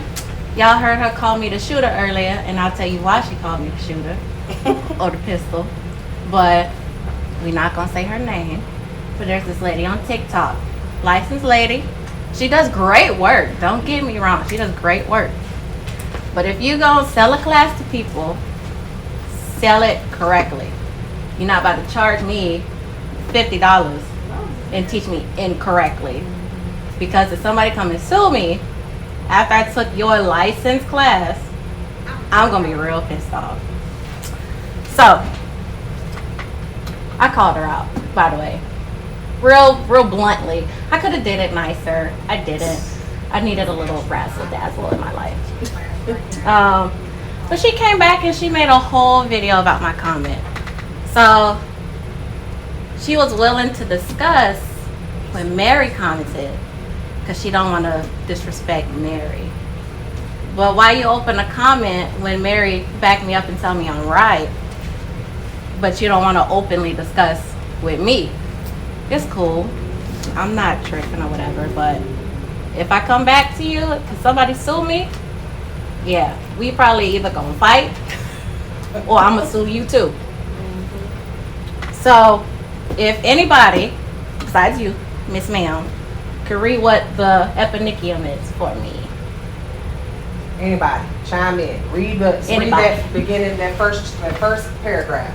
The eponychium is the living skin underneath the proximal nail fold found at the base of the nail plate covering the Baker's area. Okay, so the eponychium is the layer of cells that is underneath your PNF, your proximal nail fold, that grows out. So when air hits it on your nail plate, that's when it forms cuticle. It detaches, it becomes dead. That you can use a cuticle stick to push it back, scrape it off. If it's hard and it's not able to come off and you scrape it off with a cuticle stick, put some cuticle softener on it, soak it in some water for like 5 minutes max. And then if it doesn't come off right then and there, it'll just roll off eventually in the shower. That is way, way, way different than your PNF. So right here it says the eponychium extends from the front edge of the proximal nail fold and stops at the nail matrix. So, as I said, it's on top of your nail plate that grows out under your PNF. Refer to here on the screen here. So remember what she said is it starts in the matrix. Yep. Right? So you see where it says stem cells in the eponychium layer. The eponychium is a thin one cell layer that started in the matrix and it grows out on top of the nail plate. It was alive. When it started and it was underneath the nail plate, but as soon as it hit the air, as soon as it hit the sun, as soon as it hit the elements and it's kept growing, that's when it turned into cuticle. Okay? And now it's dead. Imagine think of like a vampire, right? It out in the dark. They can only come out in the dark. The eponychium can only live underneath the proximal nail fold. Once it has grown out past that nail fold and it hits the light, what happens when the vampires come out in the daytime? Boom, right? It's dead. And that's when it turns into what? Cuticle. All right, so this is for everybody on the TikTok, the nail techs who do their own nails and then they want to go, whatever. Y'all doing what y'all doing. The eponychium is often mistaken for the cuticle. They are not the same. The cuticle is dead tissue adhered to the nail plate. The eponychium is the underside of the proximal nail fold and it's the living tissue that makes the cuticle. So cuticle is dead. The skin that people love to cut, that's so pleasing and everything. So satisfying. So what is that called, satisfying. y'all? The skin that we just learned this. The fold. Proximal nail fold. And is it alive or dead? It's alive. Right. All right. So the cuticle becomes eponychium, which is found on the other side of the area where it completely detaches from the eponychium and becomes strongly attached to the new growth of the nail plate. It is pulled free to form a seal between the natural nail plate and the proximal nail fold. So if anybody would like to read the differences between the cuticle and the eponychium, for me. So ask yourself these questions, all right? If you can answer yes to these questions right here, determining the difference between the cuticle and the nail fold, then you are dealing with cuticle, okay? So, first bullet point. Anaja, read that for me, the very first one. Is the tissue adhering directly to the nail plate but easily removed with gentle scraping? Is the tissue adhering to the nail plate and easily removed with gentle scraping? If the answer is yes, we're dealing with what? The cuticle. What's the next one, Selena? Is the tissue very thin and colorless, easily visible under close inspection? Okay, is the tissue very thin and colorless, but easily visible under close with inspection? Thin and colorless. If it is, then we're dealing. If it's not, what are we dealing with? The eponychium. Okay, however you want to pronounce it, I pronounce it eponychium. All right. What's the next one, Deasia? Is the tissue non-living and not directly attached to the living skin? Is the tissue non-living and not directly attached to the living skin? If it's directly attached and it looks, and if you cut it and it will bleed, what does that mean? You're dealing with what? Living tissue. The proximal nail fold, and it is living tissue. Okay? So, the example I gave you earlier with the vampire. So when we're doing this pushing and scraping, and we're pushing that PNF all the way back, what are we exposing? What are we doing? Remember the vampires, the eponychium, vampires hiding under the dark. Now I done pushed the cuticle, I done pushed all that skin back, and now I'm exposing this live tissue. Damage. Russian manicure, damage, disease, all of that. Okay, exposure, yes, everybody, exposure. And there's one more, so then it says that the next bullet point, but there's a paragraph right before the sentence before that. What does it say? If you answer yes to any of these questions above, then the tissue is called the cuticle. Okay, so if you answered yes, then it's cuticle. But if you answered no, don't you mess with it. Leave it alone. Now you go right ahead if you want to. All right, because there's nail techs that do it.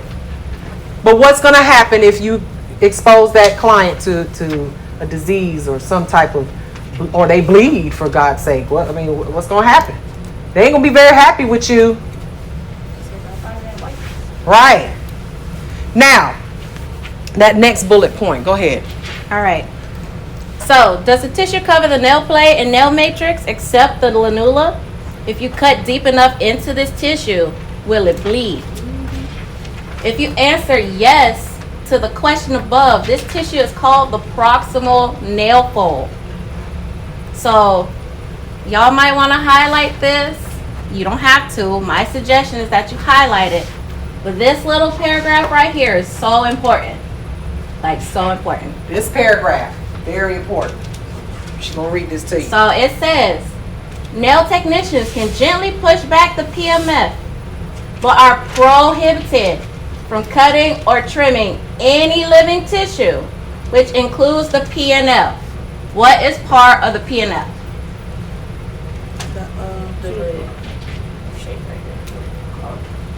It's the KPNF, the keratinized. So that's the part that everybody wants to cut, the KPNF, the keratinized proximal nail fold. And what did it just say? It didn't say, oh, you can cut it sometimes.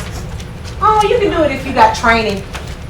Training where? Where do we train people to do this? Right, you don't. It says right here in the book, the nail book, nail techs are prohibited. Prohibited. So when you go to court, what's the judge gonna say? Ms. Deasia, is this within your what? Scope of practice. And what is the scope of practice? This entire book. And the book said you are what? Prohibited. Do not do it. So I'm not gonna argue with nobody. Argue with your mom. That's my favorite thing to say. Argue with your mom. But at the end of the day, if you went to school and a good school, then you know that you are not supposed to be cutting that, and I don't care who you are. I don't care how many nails you've been to nail tech. Your clients do not, if they've got hard KPNFs, it's your fault. And if they leave with a hard KPNF and come back with a hard KPNF, it's your fault. Because you didn't tell them what to do to get rid of that or to treat that, okay? So no cutting. No cutting. Continue, ma'am. Even if the skin appears dry and hardened, it is parts of the living PNF. A lot of people like to say that it is dead because it is dry and hard, and that's cuticle. It's not cuticle. It's your PNF. You gonna cut off your skin because it's dry? Nope. If you got dry skin, you gonna just shave it off? Let's shave it off and get some new skin. What do you do with it? What's the first thing you reach for when your hands dry? Lotion. Come on, y'all. Am I making sense here? Can I get an amen? Amen. All right. Does it make sense? All right. Keep going, love. All right. Cutting any part of the PNF or other living skin is outside the scope of nail technology and not allowed under any conditions or circumstances. I don't care if you licensed and you cutting it, unlicensed and cutting it. I see it and it's on social media, TikTok, Instagram, Facebook, wherever. I'ma say something, especially if you charging and you doing it wrong. Cause I can do that too. Why I can't get paid and be wrong? I like money, y'all like money, but I want to do it right. Y'all not finna sue me, not me. And she said she petty. I'm pettier. I'll find you. She got time. She got time. See, I don't have time. I'll find you. I'll record a video you cutting it, and then I'm gonna get up, ask for my deposit back, because most of them take deposits on Cash App. Either you gonna give me the deposit back, or I'm gonna sue you, because you're wrong. So you can either, especially if you end up with an injury. So you could either try to listen and understand why I'm telling you you're wrong. And if you just want to get defensive in an attitude, I'm about to sue you. Diana got all the time. They said I got nothing but time. She got nothing but time. I'm about to take up some of her time. We want to get her to learn how to be an instructor. Starting today. But last sentence in this little, Very incident, important paragraph. Nobody, not even a doctor or a client, can give a nail technician permission to cut living skin. It's living skin, y'all. It's not dead. Don't listen to people. I don't care if they've been in this for 10 years, 20 years. They cutting it, they wrong. And if people telling you they in nail school, this should be in a book. English, Spanish, French, German.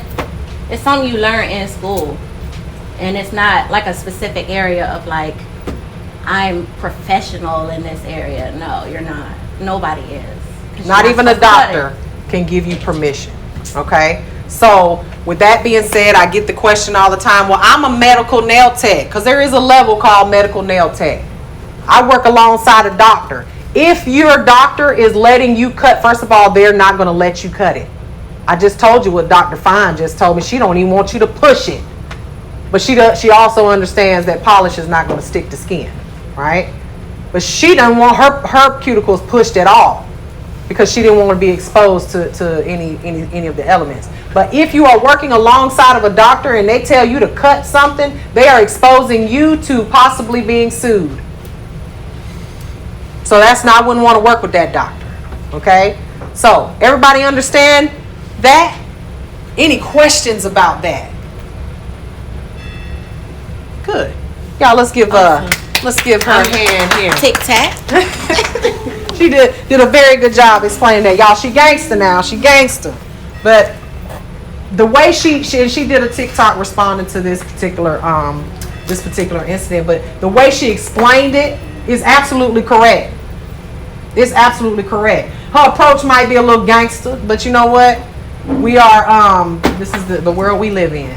You just gotta, when you're right, you're right. When you're wrong, right? So We talked about the hyponychium. Let's keep moving. The hyponychium, that slightly thickened layer of skin that lies between the fingertip and the free edge, that little piece of skin. This is a better explanation. And it forms a protective barrier that prevents microorganisms from getting underneath into the nail plate. Okay? So, and infecting it. So you want to treat this area, so I see people take E-files and drill that. It could be hard and crusty. Why is it hard and dry? You need to moisturize it. You don't need to file it off or E-file. That's painful. It would hurt. All right. So if it gets separated, if your nail bed, anybody ever bent their nail back like this? Yeah. Yeah. Where does it hurt? Right there. Right there. Because remember that latch. That where you open your trunk. That latch. If it's missing, then your nail is just free. It's just free, and it's nothing holding it down.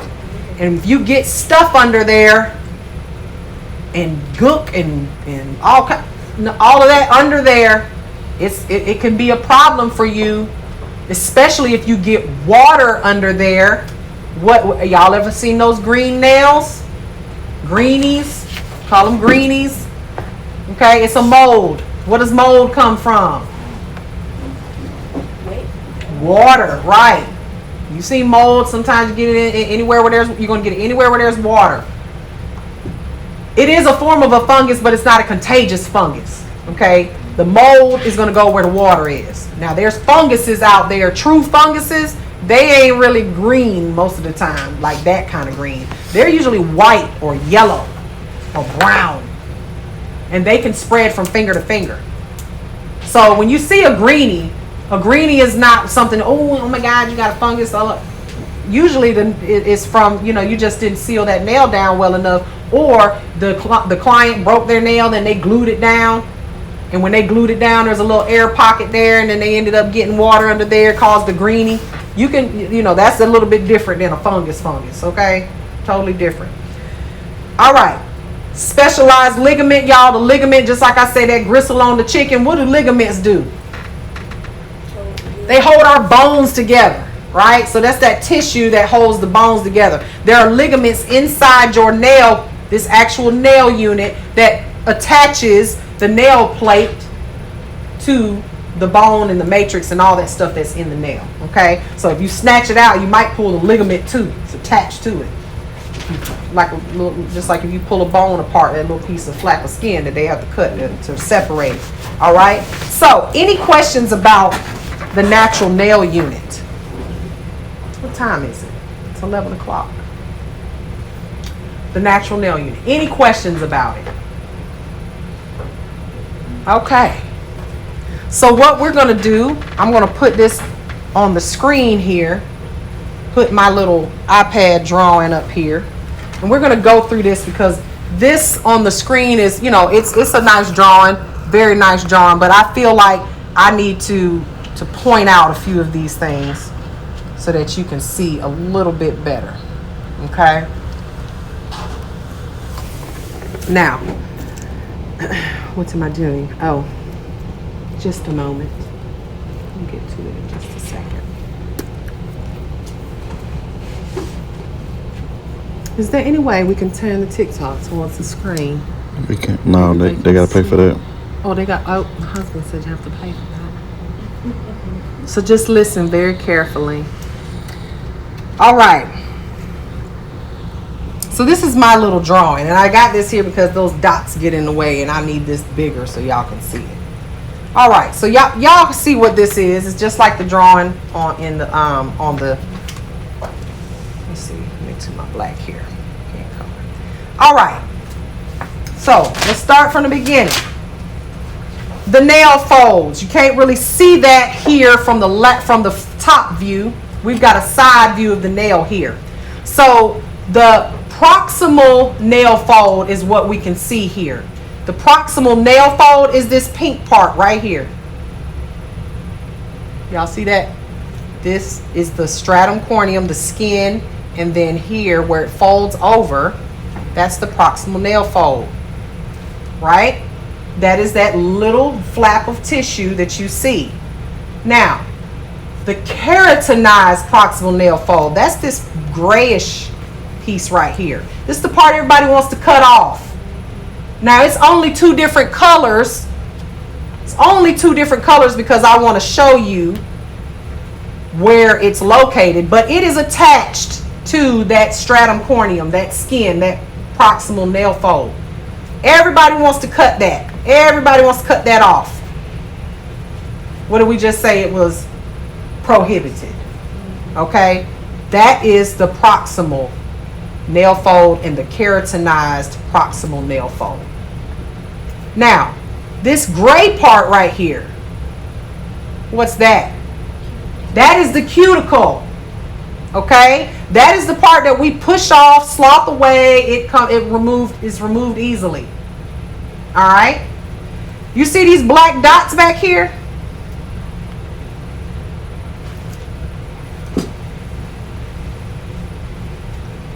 You see these black or brown dots back here? What is that? Huh? Yes. That is the cells of the epinicium. Remember, it's the vampire. What did he say? Okay. This is the vampire that's underneath the skin of the proximal nail fold. And it grows out and then it turns into what when it hits the air? The cuticle. Is the, well, not, see, that was bad. I shouldn't say vampire because vampires are dead, aren't they? Yeah. Well, the living vampire. Is this alive tissue or is it dead? It's alive. When it hits the air and it turns into that, it's what? It's dead. It's no longer with us. Okay? Everybody understand that? What is this right here? This area right here?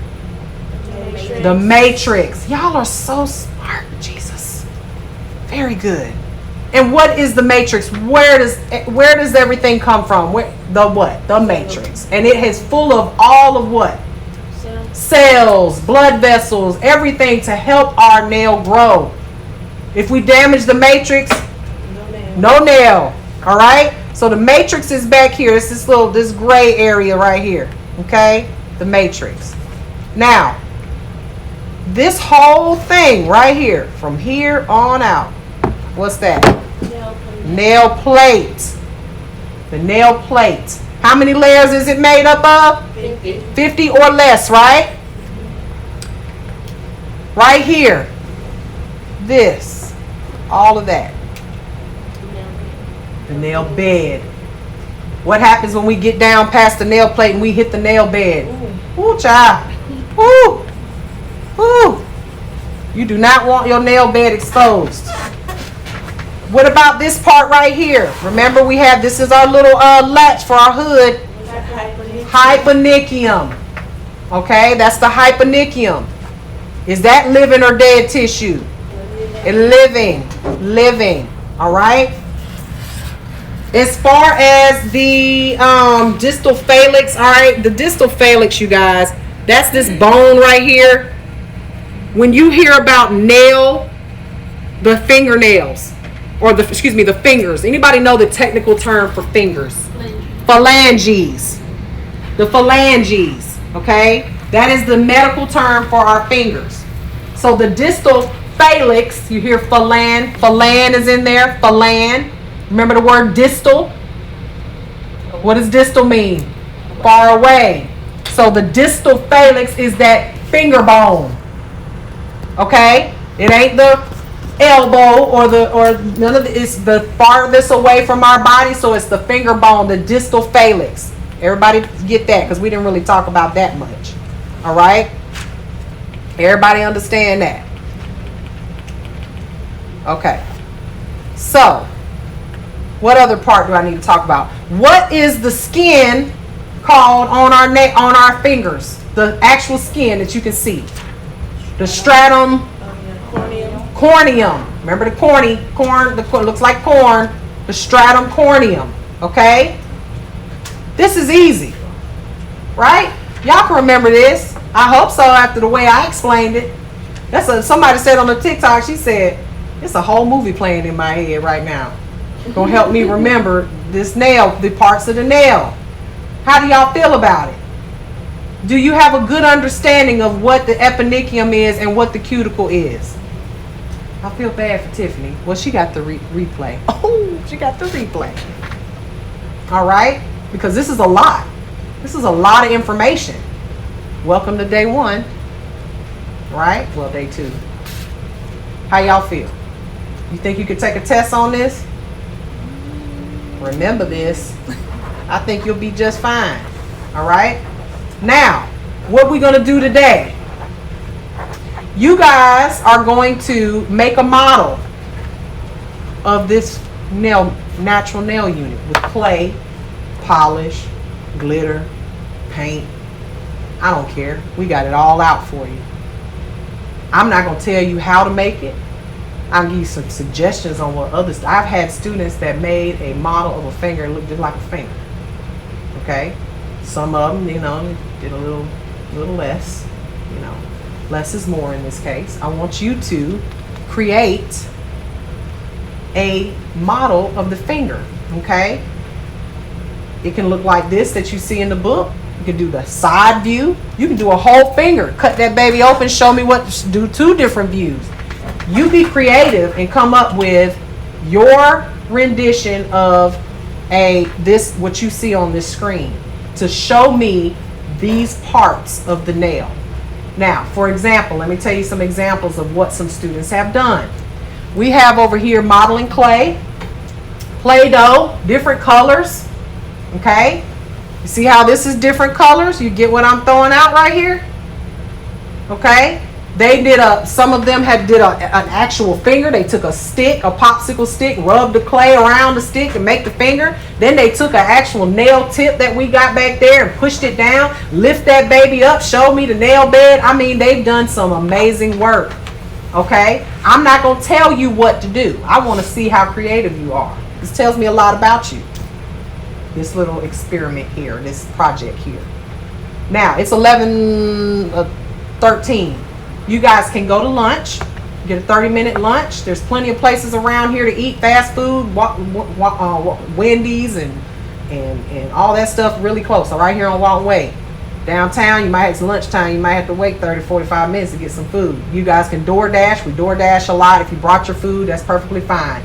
You guys just go ahead and sit in the break room and eat. But for the rest of the day, that's what we're going to work on. Some of the students take a piece of paper and they'll write down like color. I've had them color coordinate the clay, and because they built the nail in certain colors, and then they had a little piece of clay that color, and they said, okay, the red part is the nail bed, the yellow part is the epinicium. They rolling out little bitty folds to make a nail fold. You can't fail this, okay, unless you just don't do it. So don't look at your neighbor and say, neighbor, what are you doing? Mine looks bad. This isn't about that. Okay, this is so that I have a good understanding of how you learn. Okay, so everybody understand that? All right, that's what we're gonna do. So y'all go to lunch, take you a break, 30 minutes if you're not gonna eat lunch. Naja, go take you a nap. She been trying her best to stay awake. She been doing good though. I feel like you got all the information, huh? Good. Yeah. She heard me when she was over there like this. Poor baby, she worked 5 jobs. She worse than me. It feel like it. Worse than me. And I don't want to go to Cheddar's this weekend, but I'm like, I already told her. Girl, go make that money, girl. Go make that money, honey. Go make that money, honey. All right, so go take you guys a break. I'm gonna talk to the TikTok people real quick. Some of them want to know how to join us for school. But that's what we're gonna do today. And then when you get back, I'm gonna show you everything we got over here for you guys to work with today. All right, so for those interested in starting school, we are located in Augusta, Georgia, 1001 Telfair Street. And we have a day, night, and weekend course. The day class is, I don't know who Randy Beach is. The day class is 16 to 20 weeks. We are here from Tuesday through Friday from 9 to 3:30. Our weekend class is Saturdays only, and it is from 9 to 3:30. And then we also have a night class that is from 5 to 10. We do have online classes. If you're going to do in person, our half of this program is a hybrid program. It's half online and half in person. If you want to do 100% online, you have to have some school experience or a transcript, or you are already licensed and you want in cosmetology, esthetician, barber, something. You can come to school 100% online because you have hours that I can take. The course is 600 hours. That's what Georgia requires. It's 225 hours online, 375 in this class. You can go ahead and start online, finish all of that, and then come in and do your in-person, okay? Now, the course is $5,000. We have a $3,500 price right now because we have a $1,500 scholarship. I have 2 more spaces for that. The price is $500 down. That covers your books. We get 2 books. It is the Milady Standard of Cosmetology. Here's the other one. This is my instructor book. Here's the other book. Okay. And it also is our online portion is the Mind Tap through Cengage. Okay. All of the homework is done at home. $500 down covers your books and kit as well as your application fee, and then you will make $150 a week payments until it's paid in full. Okay. As far as any other questions, our website is Mary Negron School of Nails, MaryNegron schoolofnails.com. Okay. We have products there. If you're interested in our products, the same products that my students use in school are the same products that I sell on my website. I stand by my products. As far as when you can start any time. We have monthly enrollment for our in-person, but if you want to go ahead and start online, get that out of the way, you can start online today. Okay, and I'm being handed my e-file box so we can do a commercial. This is my e-file, Diana. You're so good at it, but this is the commercial. Hello, Mr. Mailman. How you doing? Hello. Get ready to do my nails? You know you know we got you. You know we got you. But this where our products are very. I try to do my packaging is immaculate. My products are A1, and if you are a student in this school, you will have access to all of this stuff. But they also are online for purchase. So I hope I answered everyone's questions. If you have any questions, please inbox me. I have someone whose job is to do that. honey. Just sit and answer questions all day. But that's all I have for you guys today. So we are going to cut out of here, go eat some lunch, and we'll see you guys on the next go round. Thank you for watching. Bye. All right. Yes, darling. Your website, because somebody was saying, oh, the next class is your website. I know, I got to do that. Yeah. Write that down on my list there of things to do. I meant to do that for August. Now August will pass. It's got to go to September. What's Hildebrand? It's kind of good. though. Build a what? Oh, Hildebrandt's is a grocery store. We got Wendy's down the street. We got McDonald's down the street. You got Dunkin' Donuts. You got Arby's. You got everything. Popeyes. All of Here you go. Randy. I want to keep my. Randy Yeah, take Beach. this thing and watch out. Who is Randy? I don't know. He ain't want to talk to me. Hello, this is Mary. Yeah, come on now. Come on now. Okay. Okay, baby. All right, bye-bye. That's the young lady that's coming about that she want to talk about the A&T course. I told her she could come yesterday. Oh, they sell subs here. No sandwiches. Uh-huh. They got Firehouse subs. We got Subway. All of that is like literally, Yeah, I stay Go that up way. on way. I was just looking because I'm just want something that'll be quick. oh yeah, all that's pretty quick. And as soon as I go home, I'm going to sleep. So, Yeah, well, we're leaving a little early today because, I got to have my filling put in today. and I'm still going to sleep. Hopefully I get it put in today. Maybe they'll put a temporary in till next week. Are we still recording? Can we stop? Because it says recording.